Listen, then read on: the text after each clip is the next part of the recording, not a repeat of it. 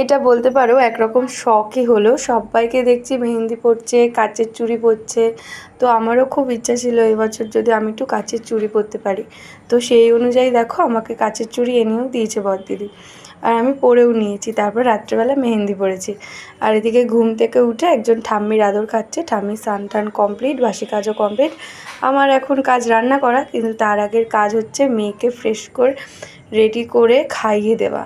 তারপরে দেখো মেয়ের খাওয়া দাওয়া হয়ে গেছে, মাও দেখছি পুজো দিতে গেল।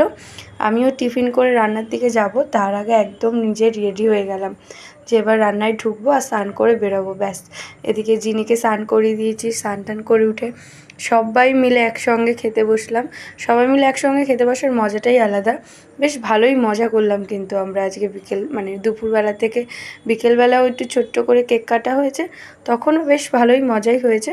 কিন্তু বেচারা কেক চরম বিপদে পড়ে গেছিলো, কারণ কেকটার ওপর ছিল জিনির টার্গেট, জিনি কেকটা কাটবেই। কিন্তু সীমার এদিকে যে বার্থডে, অনেক কষ্টে আগে বোঝানো গেল, আর কেকটাকেও সেফ রাখা গেছিলো। তো সবাই ভালো থাকবেন, দেখা হচ্ছে পরের দিন নতুন একটা ভিডিওতে।